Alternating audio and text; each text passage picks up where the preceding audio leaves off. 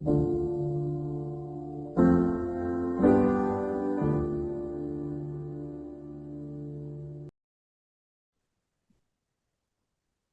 everyone, welcome back to another episode of the Omar Fareed Khan podcast. Today I'm joined by Ammaz. Ammaz, thanks so much for being here. We've been trying to do this for over a year, so I'm glad that we finally made it happen. Well, over a year we talked, and then actually doing it was a few weeks. Just a Yeah. disclaimer for the audience. But yeah, Well, what do you mean by that? well, I didn't want everyone to think there's a lot of drama in this. Like, oh, Oh in a no, of year, course. like, There's never any drama. Yeah, yeah, no. oh yeah, It just happens. Like I'm being very honest. I have like a list, man. I have this like giant list of oh like boy, different names, and it keeps going on. And so oh like yeah. it's a matter of like when I'm able to get to all these people. Hmm. But yeah, I'm very glad, that we made it to this point. A lot has happened since my last episode. The last episode I filmed was like right before Eid with Ibrahim. And so much has happened since then. So much. Yeah. I got one of these, that's pretty cool. Oh yeah. My But laptop has a bunch of Palestine stickers on it, like two or three. oh, cool beans. Cool beans. I'm gonna toss on more as I keep getting them. Yeah. One of the things I wanted to begin to talk to you about was actually this film that I had seen a couple months ago. And that film was called Dungeons and Dragons. And I Uh, love that movie, and I kept raving on and on about it to everyone I was coming into contact with because the most beautiful thing about that film was the main character in there, played by Chris Pine. He never loses his optimism. He's always positive. He's always like upbeat. And there's a moment in the film, like at the climax, where his patience is really tested. And like he doesn't lose it. He gets like a little bit more like serious, a little bit more dramatic, but he doesn't lose it for a second. He still holds on to his positivity and his optimism. And the reason I thought that was so amazing was because I feel like for myself personally, I haven't been exposed to characters like that in film or in other mediums of art where they maintain that optimism. It's almost always like they're optimistic and then like they dip down and they hit rock bottom or something before they come back up. And that's great. That's fine. That's natural. That's human. But that movie, what it did was it demonstrated to me that, hey, it's possible to never lose your cool. It's hmm. possible. It's not easy, but it's possible. And I just thought that was so brilliant. So, yeah, it's something I wanted to begin with.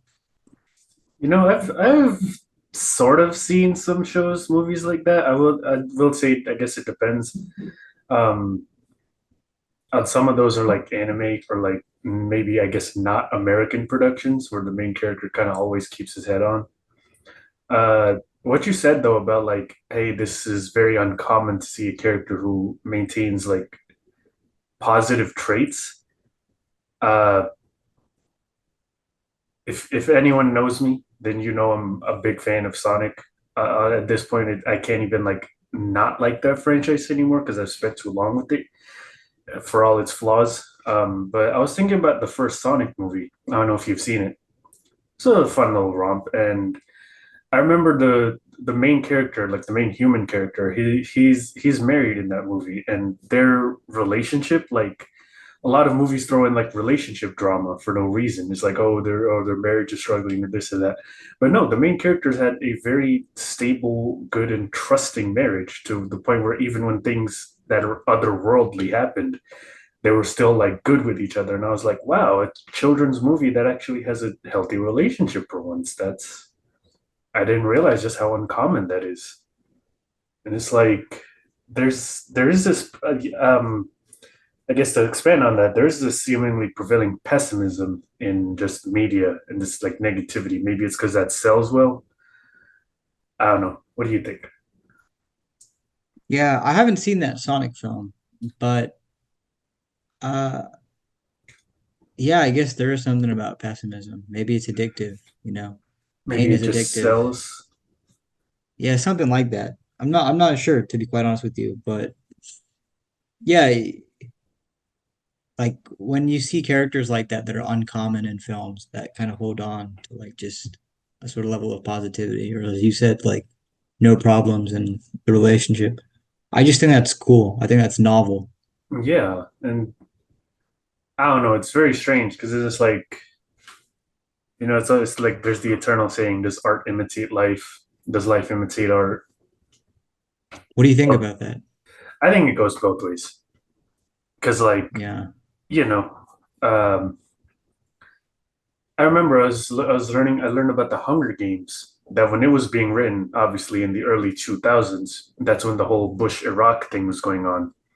And the author, name slips my mind, Suzanne Suzanne Collins. Collins, yes. She said that she wrote that book series because she saw like everyone cheering for the whole Iraq invasion, and she was like, "What is happening here?" She couldn't fathom how people were just almost bloodthirsty, even when a lot of people knew that it was obviously, a bogus conflict, not dissimilar from what's happening these days in, the little country next to Jordan.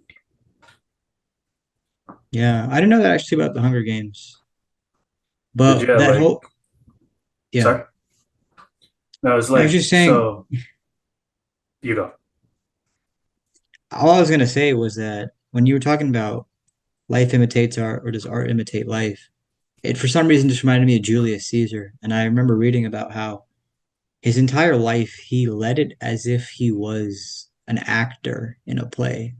Even like his death, supposedly, it's like the way that he fell down and his robes kind of just flew down like from his body, sort of. There was something like dramatic about it, something theatrical, and even like his last words, supposed last words, they were like said in a way as if he was an actor and there's an audience watching him in a play. And I remember just reading that and thinking that's very interesting that he kind of recognized that about Hmm. himself and the world, that he is an actor on a stage. Well, depends on perspective because, like, when you're in a position of power, how the very minor things you do can affect your life in a very major way. Partially because, of course, your actions have more consequences, but also because the public eye is on you. So when people see what you do in much more detail, or they pay a little more attention, then you're more subject to scrutiny, but you're also like more self-conscious of it. If we go back to art imitating life or life imitating art, I mean, the media that people create, whether it's books, movies, or whatever, it's almost always based on something they've experienced. It's always like maybe some childhood memory or like something they've done in the past or something they witnessed or anything of the sort. And then in turn, people who consume said media, whether it's a book, a movie, or whatever, they might change their life based on it. I Yeah. mean, it happens all the time. People create whole media empires because of something they were inspired by. Like, um, I can't think of any examples off the top of my head, but like a Do you lot have of an works are. example of anything like that that has had an impact on you? And you're like, yeah, I remember that fondly. Hmm,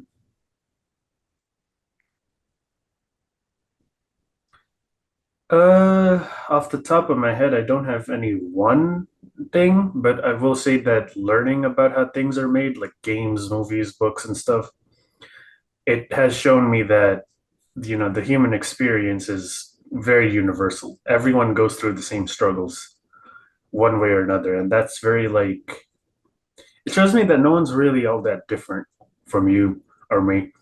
Like we see like famous people example, and you're like, oh wow, they must live a really different life, but they're just humans like you and me. Yeah. I like how you mentioned that because there's many reasons I created my podcast, but one of them was also how I observed the fact that so many of the podcasts that I was exposed to, they were people, real people, but like intangible. They're like out there. They're famous or they're living some other life, and it's not local to me. It's not like accessible, so to speak, to me. But creating this platform, it's like, oh, well, I know you, and we know so many people in between each other, and you know so many people that have already been on, and they know all of these different people, and it's like, it's so local. It's like, oh, I know that person. and it makes it feel a little bit more human. No, for sure. Like, and I see sometimes like people start arguing over text in group chats and stuff, and it's like I came to a realization that like texting isn't particularly human because you're just sending letters back and forth, right? You're not actually experiencing someone's emotion or like body language or any of that. It made me realize like, you know, it like this has been talked to death by people much more knowledgeable than me, but how social media doesn't exactly make us more social, it makes us less social. I find that just fascinating how like because you think like, oh, hey, people can connect with one another. You can chat with anyone anywhere in the world at any time. But then that doing that actually we don't realize the human element of communication, and Yeah. that's what I think is just missing from a lot of the world. People say like oh the world's going to crap or this or that, but I think we just in everything in technology and media and a lot of these things we're missing the human element. And if you look at the most popular just I mean, if we're going back to media, if you look at the most popular media franchises around that actually stick with people, I'm not talking about the ones that bring in the big money. I'm talking the ones that you see people reminisce about, like, oh, I really like that story. Oh, this movie to this day, I cry every time I watch it, or stuff like that. They're the ones with the human element. They're the ones with the thing that, though the story might be fictional or even nonsensical, there is this element of humanity. One of my favorite examples of this is The Incredibles. You've seen The Incredibles, right? I love that movie. Love that movie. It's one best. I think it's Pixar's best movie. I think it's one of them. And Yeah. and it's like okay, it's a movie about a superhero family, but then the superhero family has family struggles. Like that one scene where Mr. Incredible and Elastigirl are arguing, and it's the husband and wife argument, but it's like chillingly realistic in a kids movie. Well, it I like to call it a family movie because it's for everyone. But you think like, oh, it's a superhero movie. It's about this one dude and this and that. But I mean, again, this has been talked to death. But that movie is just so good in how realistically it depicts so many struggles, like the struggle of someone idolizing their hero and realizing, hey, it's not all sunshine and rainbows. The struggle of a family not knowing what to do with their less than normal circumstances. And going back to it, like the human element is just something I think we need to pay more attention to. I think we just need to sit down and think about like, hey, how does this affect us? How can this come through in our lives? How is it in our lives? And yeah, I mean, I'm not wording it the best, but it's something we need to be a little more aware of. I like how you mentioned that, and I like how you mentioned The Incredibles because there's a line from The Incredibles that always sticks with me, and I think about it every once in a while. And it's when the villain says, "When everyone's super, no one is." Ah, yes, And love the that way line. he says it, it's very chilling, like, but it's such an interesting line, and it's making me think of social media because it's like, well, when everybody has access, maybe it's not so special anymore, and it kind of goes back also to that human element. I remember I met this one guy a couple years ago, and we were talking about social media. I'd met him for the first time, and we had a good chat, and then we were like exchanging social medias.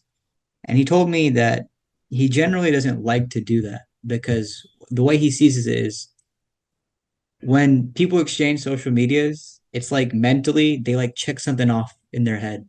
It's like, oh, we're friends now.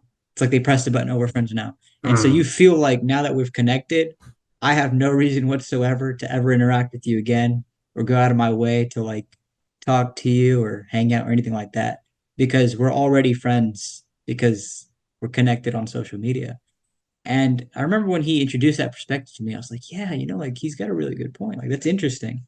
Now that doesn't happen all the time, of course, but I know I've had experiences like that where it felt like buyer's guilt in a way, where you just like trade social media with people and you just never interact with them again. And it's just such a like parasocial mm, relationship in a way.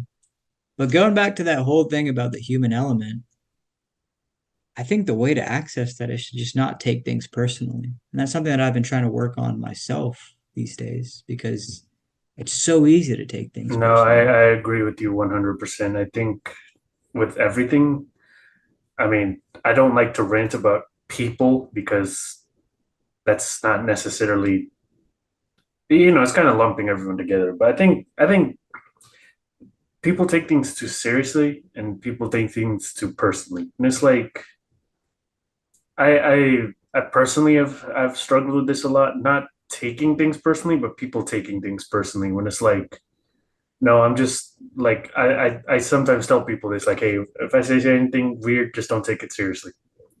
Right? Because I'll just sometimes say some out of pocket things or say something like that makes no sense. And I'm just like, no, just don't worry about it too much. Sometimes I just think out loud. And that's something a little more personal. Not everyone's gonna struggle with this, but I do like think that hey, um, life is short, and why like take every joke seriously? Why look at something and be like, oh, this is what this person actually thinks? Because most times people are just saying things to say things. Not that that's a Yeah. bad thing, but I don't know. What do you think? About what specifically? People taking things too seriously. You think I'm a little too lax on it, or what are your thoughts? Taking things seriously? I don't know about seriously, but just go back to that whole personally thing. All I recognize for myself is that like that's just something I'm trying to improve on. Not take things Mm, personally. Because so much of our culture is like individualistic. It's like me. And so anything that doesn't go my way or apparently seems like it's against me or something like that, I might take it too hard, but it's like, hey, wait, it's not that serious. Like take a step back. Like there's a bigger picture. Not everything's about you. And something that was really enlightening for me to read about, it actually came from Robert Greene, and he talked about how everybody is caught up in their own chain of events, right? So, like, if somebody's being angry towards you, it's not necessarily you that they're angry at. It's that mm, you just happen to be the instigator of something that they were holding back for a while, and that could go back, yeah. couple hours, days, weeks, months, whatever it is. It's like a Straw that broke buildup. the camel's back. There you go, exactly. And I remember reading that, and that was incredibly enlightening. It's like, wow, that's amazing. And every time people said, don't take things personally, I never really understood what they meant. I didn't really get it. But something that clicked for me was when I realized, there's so many people in traffic that I just cut off. And it's never personal. I'm just doing it. And there's so many people Oh that yeah, cut me off and I don't mind it. It's like, okay, it's nothing personal. It's like that's the only thing in life that I've never taken personally. So I maybe I tried. could use something like that and implement it in other aspects of my Yeah, life. no, I tried applying that more because it's like someone will do something dumb on the road, and it's like, man, what are you doing? But then I think like, I'm not perfect. I've made dumber mistakes probably. Like whatever. I'm not even gonna remember it. I don't really remember it. Like who remembers like a great Nissan Altima who cut him off or something? And I'm just making that up by the way. I'm not holding a grudge. Well, I do against Altima drivers, but that's a different story. But Nissan Altimas. Yeah, if I'm not mistaken, those cars have problems, eh? uh we'll talk about cars later because if I start, I'm not gonna stop. Okay, no But worries. I was gonna go back. Oh yeah, we're talking about like don't take things personally. What was I thinking? Slipped my mind. I mean, yeah, I mean, I'd say the same about taking things seriously because it's like, the argument on the internet. Who cares? That's what I tell people. I'm like, don't argue on the internet. I don't What care what what do how. you mean by this taking things seriously? I'm not sure I understand. Uh, yeah, this is something that I struggle to explain. Like, I try not to take things seriously. Like talking with friends, I'm just here. I'm not trying to. I don't know. Actually, I'd have to think about this. It's kind of hard to explain it out of context, because in context, it's like I said, like sometimes I'll just say things to say things because they seem funny. That's how I live a lot of my life, right? Like, hey, this will be funny, or this will be like entertaining, or why not?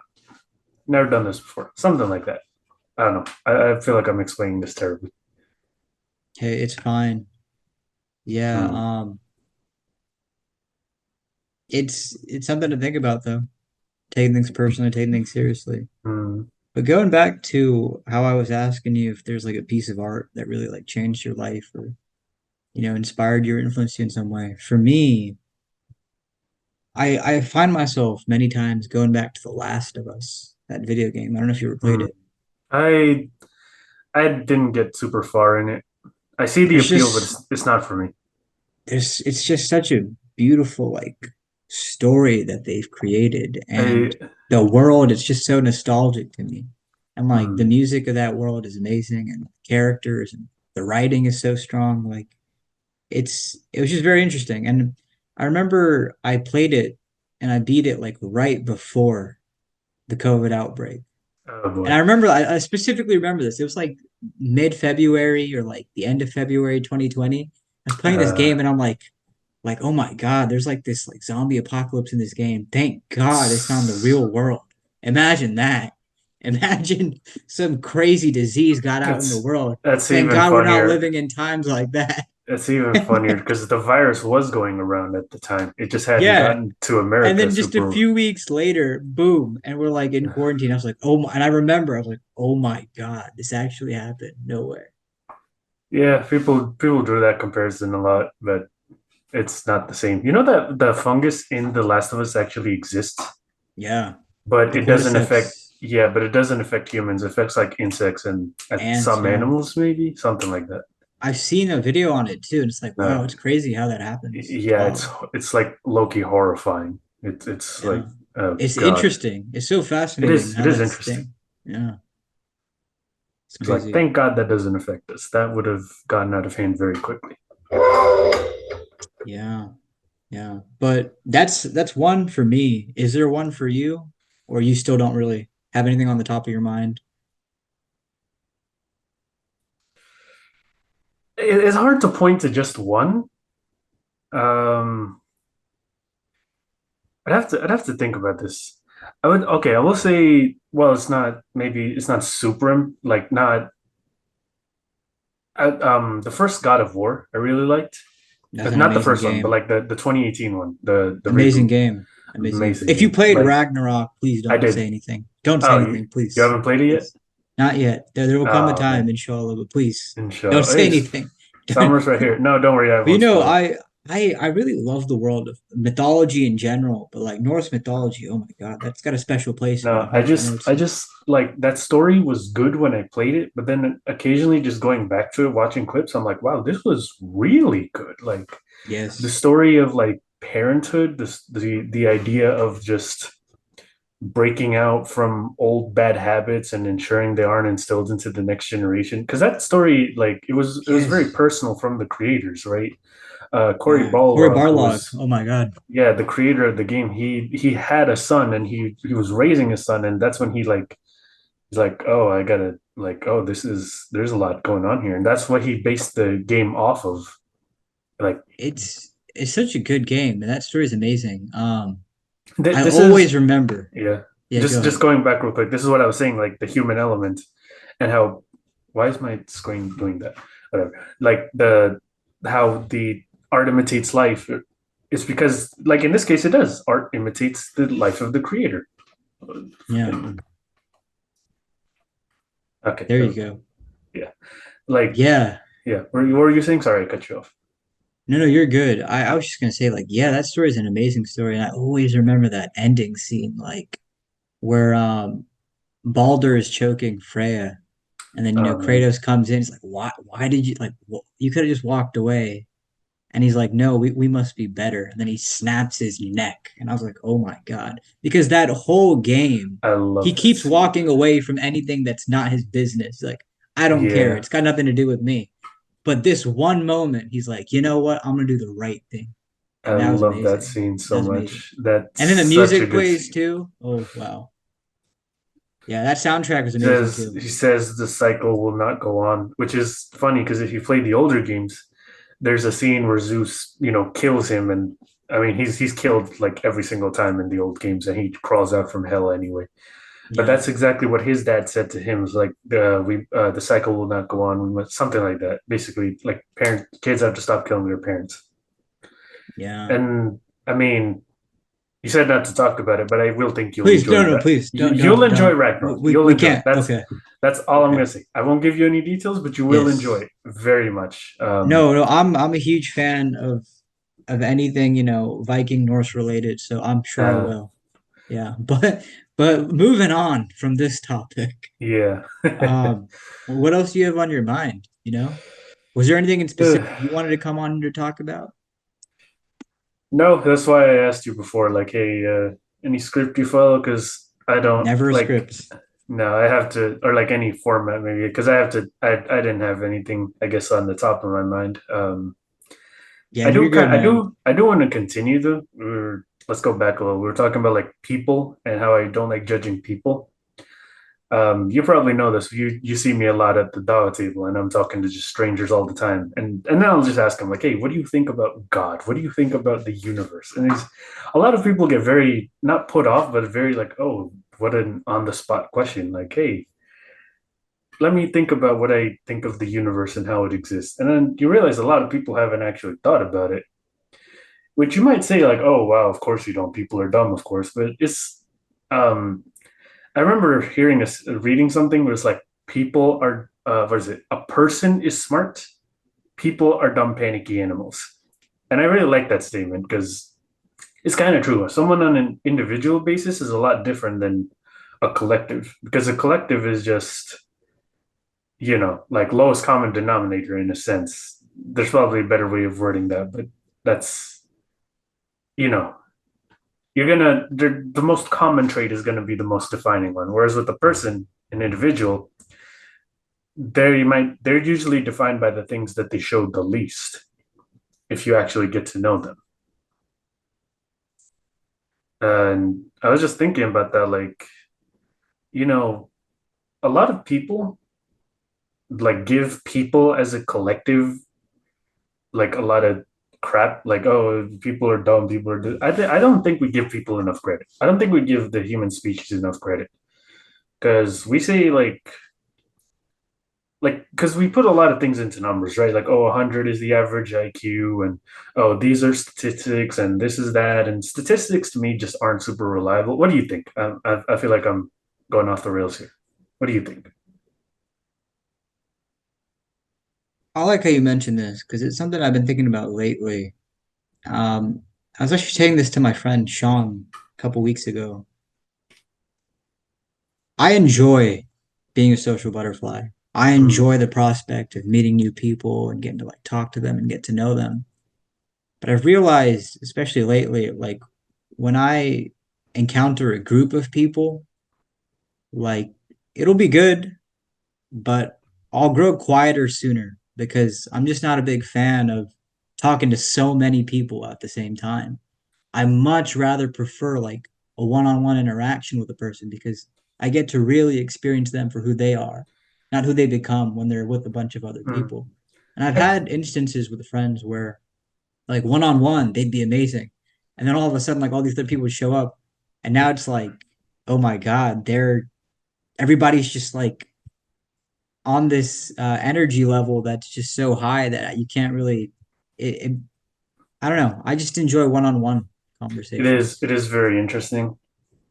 I don't know. I mean, I will say I definitely prefer I don't know if I prefer one or the other, but one on one has its advantages, and in a group, it's sometimes you can like I wouldn't say I'm a social butterfly, but I'm I guess ambivert, where sometimes I have my extrovert moments, sometimes introvert, and it's easy to swap between the two in a group.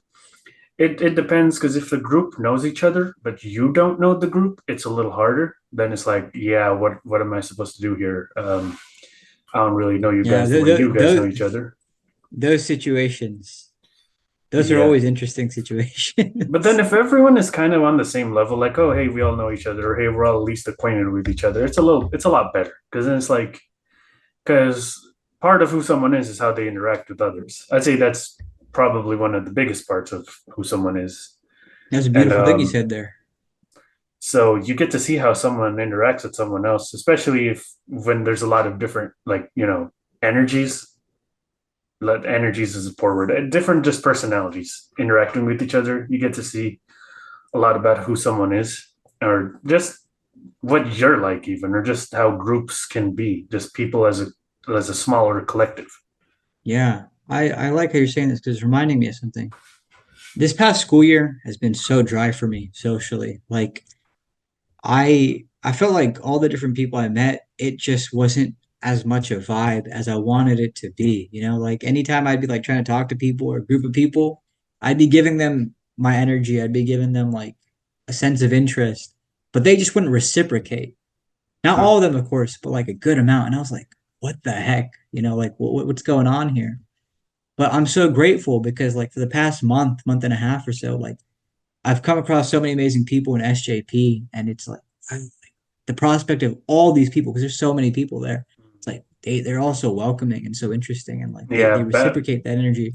And also, like the other day, I showed up to like TSA, like they had an end of the year dinner, Turkish Student Association, uh, and I sat down with them, and they were all so cool, and like I was like talking to them, and they were like reciprocating, like they showed it back, and I loved that. You know, yeah. it's very difficult when trying to interact with people, but they just don't give it back to you. It's like, okay, I think what can I context do? also matters because if you're meeting with a stranger, there's no background context, so you don't really have anything to build off of. Like you mentioned, SJP, you're there and you have like a common ideology and a common goal with the people, right? And so you have something to build off of. So there's this baseline assumption that, oh, hey, this person, they're like me, right? Um, like if you go to SGP and someone else is there and you're talking to them, then they're like, you both know that you have a common goal, assuming neither one of you is a Fed or a sleeper agent or something, right? You're not a Fed, are you? No, I'm just kidding. No, But and same with like even with TSA, because you understand you're there for the culture and they're there for the culture. So there's this assumption, whereas like in the library basement or whatever, like somewhere random, no, that's a great there's point. That's a great yeah, point. there's this Yeah, unknown element. You don't really know who someone is, but then that comes down to the individual. Like who, how do you, what do you think? Like, are you gonna talk to someone and kind of figure out what they're doing, or are you just gonna be like, oh well, I don't know you, so I don't want to know you. but I love those unknown element moments, right? Where it's like, hey, I don't know you, you don't know me, but let's see what we are about. Because I also think that is a part of seeing who someone really is. How do they react or interact with that unknown element? I think that says a lot about a person. So I love Oh those yeah, moments. Yeah. no, yeah. Going back to Dawa table, which I think you should come to. I think you do have decently at that, being a sort of an extroverted type person. It's very interesting how people react to questions like, "Oh, hey, what do you think of God?" or what do you think of the universe? What do you think of our purpose?" Because some people answer it like you'll get two answers and they'll seem similar, but then you realize that there's like a notable difference. They're only about like they're like a large like 20% difference, which doesn't seem like a lot, but I think that, you know, that much can change how you perceive someone or how they perceive you even. So I'll ask someone, hey, what do you think of God? And one person will say, well, there definitely is something, but I don't know in what capacity or what definition. Then you'll ask another person, they'll be like, I mean, there's probably something, but I don't know. And you see, there's this ever so slight difference because one person has clearly thought about it, right? The other person hasn't, or not to the same degree at least. And while on paper, if you wrote those down, they'd be the same. But if you Mm. actually hear them and you actually hear the sort of vocal aspect to it, again, like going back to the human elements, right? Body language, vocal tone, uh, pauses and whatnot. I'm not a linguist, so there's probably a lot of words here to use. I don't know, but stuff like that. It very much changes how you view someone's answer, how you view their thoughts, especially. Yeah, that's a very fascinating observation. I'm glad that you pointed that out. That's definitely something to think about. Yeah. I'm gonna say this, yeah, finish what you were gonna say. No, I didn't have anything. Okay. We're running low on time. I enjoyed this conversation. I thought it was cool. I thought Okay. it was candid. I thought it went where it needed to go. I'm curious, do you have any closing thoughts? Anything you felt like you wanted to say but you didn't get a chance to, Yeah. or something on your mind that you wanted to express? Yeah, so I was just thinking, like, this is something I was thinking about not too long ago, where it's like, what defines a person? Is it their thoughts or is it their actions? And then I realized it's actually the relation between the two. How does a person's thoughts translate to their actions, and how do a person's actions relate to their thoughts? I don't know. Would you agree, disagree? Do you have any thoughts on that? Because people do things and people say things. But some people do things and they do the same thing, but they do it for different reasons. But you don't necessarily know the reasons. And some people say things, but they say them for different reasons. So, and it's like what they say, what they do, what they think. I think how those are related is really what defines a person. Are their thoughts driven by their actions, or are their actions driven by their thoughts? Stuff like that. What do you think?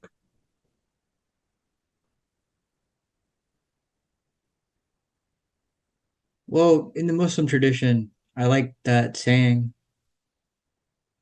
actions are based on their intentions. Action, of course. And then there was also something I read from, I think it was Freud. I think I read this yesterday. He said something like, the person that doesn't do what he claims to believe in doesn't actually believe in it. Oh yeah, I And agree. so that's something that I was also thinking about. It's maybe related to this. But I do see the train of thought that you're taking this with because I was thinking about it the other day as well, where there's so many things we think and say, but we don't actually believe in. And then there's so many things that we hide that we actually do believe in. And it's just a part of the human experience. And it's I have yet to say anything else about it. Yeah, man. But I don't know. It's just something that I just wanted you to think about. Like, I think everyone should think about, like, what defines a person? Because my definition, while I don't necessarily see any issues with it, I see it's not complete, right? Like, there's probably other things that define someone too, like their experiences. Like I just left that out completely, right? And other such things. Yeah. There's a lot to be said for sure. Mm. But yeah, we have less than a minute. But I enjoyed this, Ammaz. Thank you for being here. I'm Yeah, glad we finally did it. I enjoyed it too, man, for sure. I suppose until next time, eh? Inshallah. All right, assalamu alaikum. Walaikum salam.